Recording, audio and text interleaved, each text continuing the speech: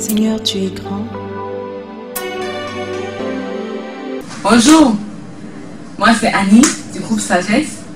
Je suis très contente de te parler aujourd'hui, de partager avec toi une expérience merveilleuse que j'ai eue dans ma vie. Il s'agit de l'histoire de ma rencontre avec notre Seigneur Jésus-Christ. Elle a eu lieu il y a plus de 10 ans aujourd'hui, c'était en 2003. Le samedi qui précédait la Pâque, un samedi qui précédait la Pâque. Une camarade avec qui nous avions cheminé depuis la seconde, là j'étais en classe de terminale. Elle m'avait invité, ça faisait 3 ans qu'elle me parlait du Seigneur, mais j'étais toujours en train d'éviter un peu ce qui était une évidence. Parce que je me disais que bon, Jésus encore va me servir à quoi? Puisque j'étais une jeune fille plus ou moins rangée. Je n'avais pas trop de problèmes d'adolescence, les crises d'ado, les garçons, les sorties, les boîtes de nuit, la musique, l'alcool, le sexe. Non, j'étais pas trop dedans, disons ça comme ça. Alors je me disais que bon, elle n'est pas très différente de moi, puisque je la voyais aussi en classe, elle était une jeune fille comme tout le monde, et puis de temps en temps je lui parlais de mes choses. Mais un jour, elle m'a posé une question.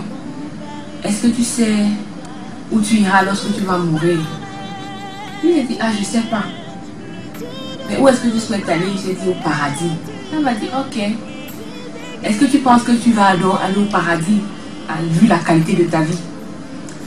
Je lui ai dit, je ne pense pas. Parce que bien que les gens me regardaient de l'extérieur et m'appréciaient beaucoup, me prenaient pour modèle, moi je savais à l'intérieur de moi que je n'étais pas sauvée. Qu'il pouvait avoir des choses en moi qui ne plaisaient pas au Seigneur. Parce que Dieu, tout le monde sait que Dieu est saint. Et face à sa sainteté, vraiment, moi je ne faisais pas le poids. Donc j'avais besoin de quelque chose de plus grand. Alors je commençais à chercher ce Dieu-là, même sans lui dire. Alors quand elle m'invite, j'accepte d'aller à cette campagne d'évangélisation. J'y vais. Et on a projeté un film. Après le film, il y a eu un messager. Le messager a parlé encore de la nouvelle vie, de la nouvelle identité que nous avons en Jésus, qui ça m'a touché. Et je me suis dit, là, c'est le genre de vie que je veux avoir. J'ai donc accepté le Seigneur. J'ai fait la prière de repentance. Et depuis ce jour, ma vie n'a plus jamais été la même. C'est vrai qu'au début, ce n'était pas facile. Ça n'a pas été ça, tout de beau. Mais j'avais un seul objectif, c'était plaire à Dieu. Parce que j'avais goûté à quelque chose de différent, quelque chose de merveilleux. Alors je pouvais me permettre ces petites tâches qui pouvaient salir mon âme. Dans la prière, les supplications, les larmes. Et j'ai commencé à persévérer dans le groupe de jeunes auquel elle appartenait. Quand je suis allée à l'université, j'ai cherché les enfants de Dieu là-bas.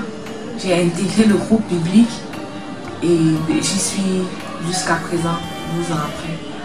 Donc je t'invite aussi à rechercher ardemment ce Seigneur Jésus qui peut transformer ta vie, qui peut te donner une espérance nouvelle face à ce monde de désespoir, face à ce monde de pression où les choses veulent nous imposer une certaine façon de voir qui n'est pas conforme à ce que Dieu, qui est notre Créateur, attend de nous. Mais qui n'est pas conforme à ce que nous-mêmes, nous avons espéré de notre vie. Alors Jésus-Christ nous offre cette opportunité de devenir des personnes meilleures. Alors tu as le choix aussi aujourd'hui de changer de camp. Le camp de la mort éternelle pour celui de la vie éternelle. Ciao!